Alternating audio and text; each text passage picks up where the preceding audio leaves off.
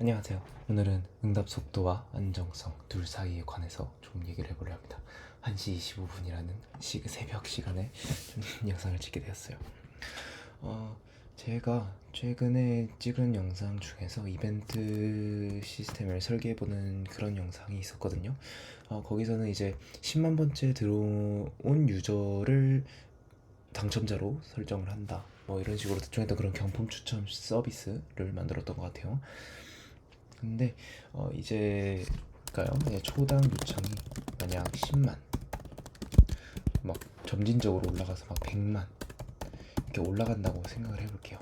근데 솔직히 말하면은 이러한 요청은 웹서버들이 전부 다 감당을 할 수 있을까요? 이런 거를 물론 스케일아웃이 돈이 많다면 돈을 많이 바른다면은 가능하겠죠. 뭐 물론 이제 근데 이제 웹서버가 이 요청을 처리를 해요. 처리를 하고 뭐 10만, 10만, 100만, 100만 막 이렇게 처리를 해요. 그래도 서버를 아무리 스케일아웃 해도 만약에 이제 데이터베이스 관련된 작업이라면 데이터베이스에 결국에는 병목 현상이 생기게 될 거고 이걸 해결을 해야 해요. 그렇기 때문에 이게 해결이 되지 않는다면은 원인은 좀 그대로겠죠. 이런 트래픽이 많이 들어와서 서버가 느려지고 막 요청을 받지 못한다는 거. 요청이 많이 들어오는 환경에서 만약에 요청이 아주 많이 들어와가지고 요청을 조절을 해요. 그 서버가 처리할 수 있을 정도, DB가 처리할 수 있을 정도로. 그렇게 되면 이제 타임아웃이 생기게 되겠죠. 그 요청이 아직 아예 처리가 안 돼서 결국에 실패가 될 수도 있고요. 뭐 이거는 리트라이를 다시 해볼 수도 있다거나 하겠지만, 근데 이렇게 만약에 구성을 해요. 만약에 이런 식으로 그럼 감당할 수 없는 요청 스루풋이 생기게 되면은 서버가 죽지 않도록 조절을 한다. 그렇다는 건 이건 안정성을 올리는 작업이잖아요. 그렇게 되지. 하지만 이런 식으로 작업을 하게 되면 고객 응답 속도가 느려지겠죠. 안정성을 위해서 그 요청들을 대기열에 넣고 천천히 처리하다 보니까 바로바로 응답을 경품 당첨을 받을 수 결과를 알고 싶은 유저들은 기다려야 되겠죠. 그래서 결국에는 고객 응답 속도가 느려지는 것 같습니다. 그래서 저희는 결국에는 안정성, 트래픽을 감당할 수 있는 안정성과 응답 속도 이 두 개를 다 챙기기에는 둘이는 완전 힘들다라고 조금 볼 수가 있어요. 정확히는 불가능합니다. 두 개 다 챙기는 거는. 돈을 많이 벌면 가능할 수도 있겠죠. 네.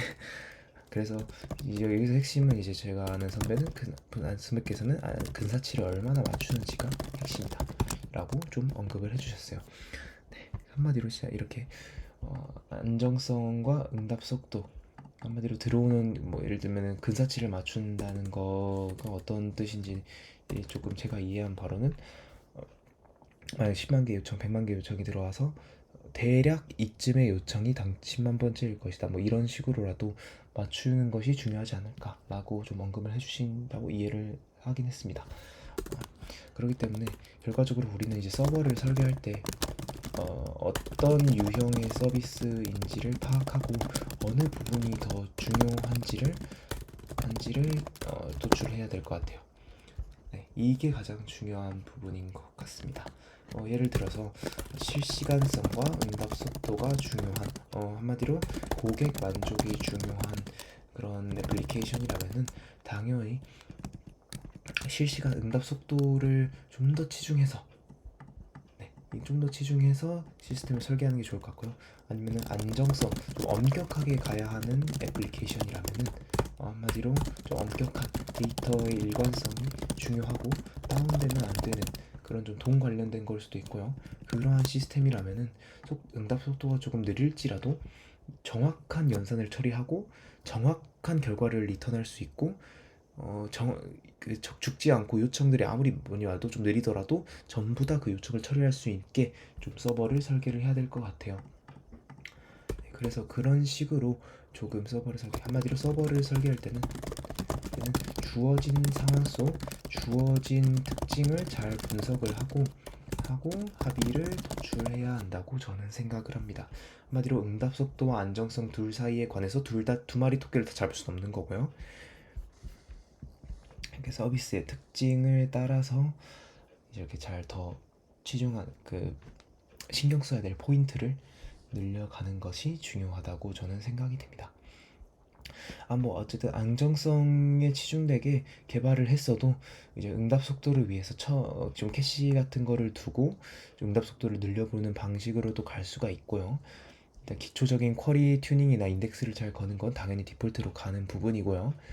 그렇기 때문에 안정성을 잘 했다는 근데 안정성이 중요한 애플리케이션에 캐시를 둔다가 조금 이해가 안 될 수도 있어요. 만약 캐시를 두게 되면은 결국엔 관리 포인트가 늘게 되는 거니까 이것도 응답 속도를 얻고 관리 포인트도 얻은, 한마디로 장점과 단점을 두 개를 얻어버리는 그런 솔루션이라서 결국엔 이것도 응답 속도를 위한 작업이고, 네, 그런 거기 때문에 클러스터를 둔다. 클러스터를 적용을 하게 된다면은 결국에는 안정성은 늘지만 데이터 일관성이라던가 페일오버 그런 레플리카 노드의 동기화라던가 그런 응답 속도가 느려질 측면의 작업이죠. 안정성은 오르되 응답 속도는 느려진다. 그렇기 때문에 이러한 다양한 작업들이 적용했을 때 이런 게 과연 이런 이점이 있지만 신경 써야 될 포인트를 감당하면서까지 이런 이점을 늘릴 필요가 있는가에 대해서 단점을 감당하면서까지 이런 이점을 얻을 수 있는가에 대해서 잘 얘기해보고 테스트해보고 진행해보면은 기술 선택을 할 때 조금 더 좋은 합의를 도출할 수 있을 것 같다라는 생각이 저는 개인적으로 들고 있습니다. 네, 이 정도까지 얘기해보도록 하겠습니다. 네, 감사합니다.